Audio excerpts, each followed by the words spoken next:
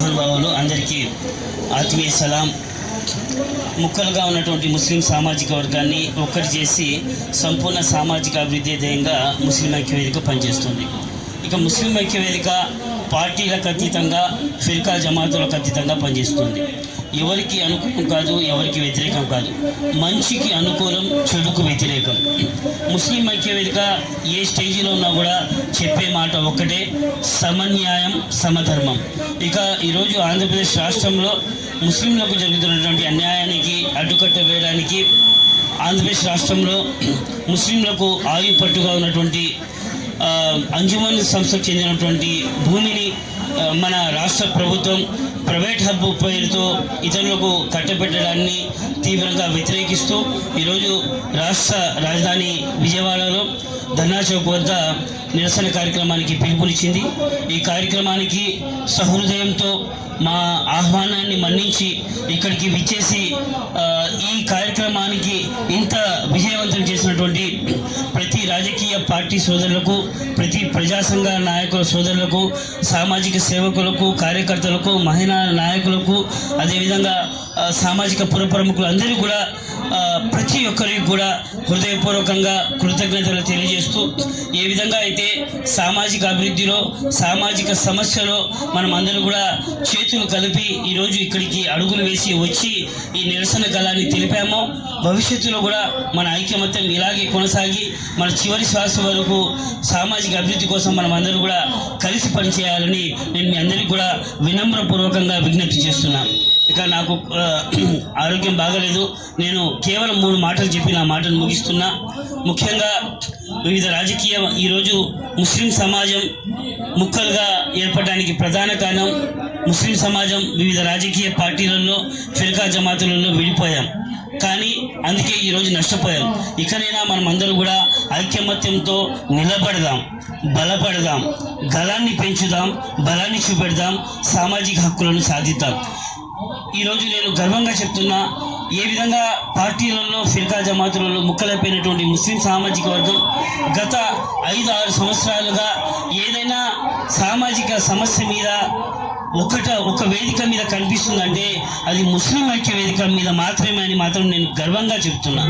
ఈ ఐకమత్యం వివిధ రాజకీయ పార్టీలు, వివిధ ప్రజా సంఘాల సోదరులు ఏ పార్టీలో ఉన్నా కూడా ఇటువంటి సామాజిక కార్యక్రమాలు జరిగినప్పుడు అందరూ కూడా ఒక్కటి అవ్వాలని నేను వినమ్రపూర్వకంగా విజ్ఞప్తి చేస్తున్నా.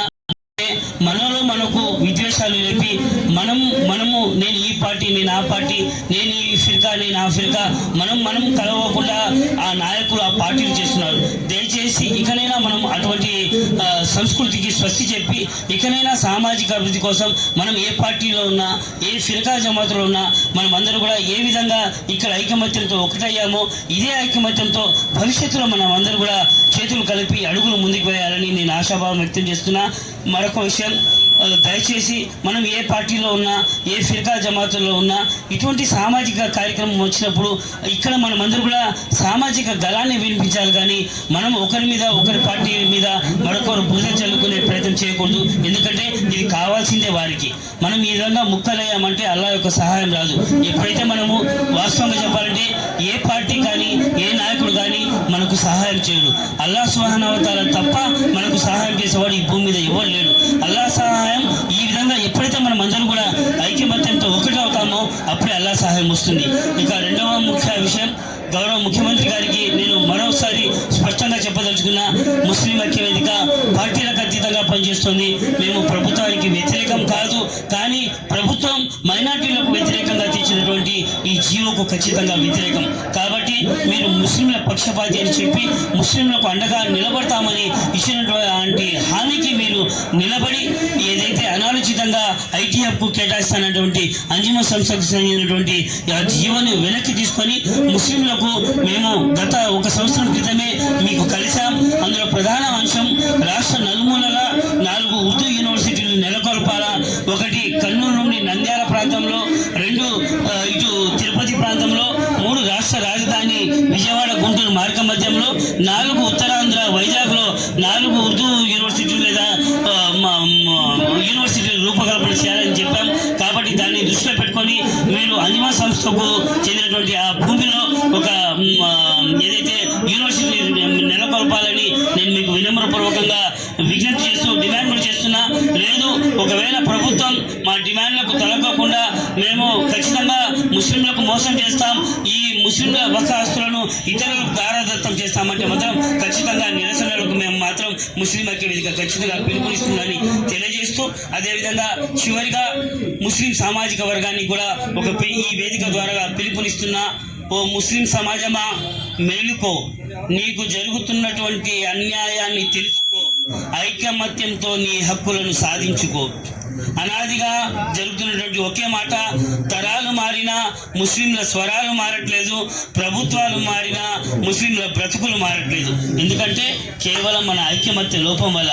కాబట్టి ఇకనైనా కూడా ముస్లిం సామాజిక వర్గం ఏ పార్టీ ఏ ఫిర్కా జమాతులలో ఉన్నా కూడా సామాజిక అవసరాలు సమస్యలు వచ్చినప్పుడు మనమందరూ కూడా ఒకటవ్వాలని ఈ వేదిక ద్వారా పిలుపునిస్తున్నా.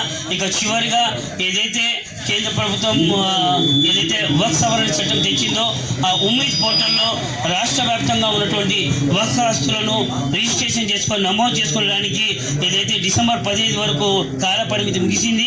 దాని తర్వాత 6 నెలల వరకు దాన్ని ఎక్స్టెన్షన్ చేయడం జరిగింది.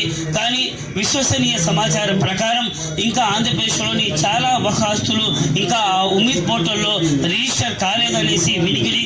కాబట్టి ముస్లిం సమాజంలో ఉన్నటువంటి ప్రముఖ రాజకీయ పార్టీల నాయకులు కావచ్చు, వివిధ ప్రజా సంఘాల నాయకులు కావచ్చు, వివిధ ఫిర్కా జమాతుల పెద్దలు కావచ్చు, మసీదులలో ఉలమాలు కావచ్చు, ఇతర పెద్దలు ఎవరైనా సామాజిక సేవకులు, కార్యకర్తలు, మహిళలు, యువకులు, విద్యార్థి నాయకులు మరెవరైనా కావచ్చు, ఖచ్చితంగా సామాజిక వర్గంలో చైతన్యం చేసి వీలైనంత వరకుగా ఈ మార్చి ఏప్రిల్ లోపల ఏదైతే ఆంధ్రప్రదేశ్ రాష్ట్ర నలుమూలలో ఉన్నటువంటి వక్ఫ్ ఆస్తులను సంరక్షించుకునే విధంగా మనం అడుగులు వేసి ఏదైతే వక్ఫ్ ఆస్తులు ఉన్నాయో వెంటనే ఉమ్మీద్ పోర్టల్లో వాళ్ళు దాన్ని రిజిస్ట్రేషన్ చేసే విధంగా వారికి సహకరించాలని నేను పిలుపునిస్తున్నా.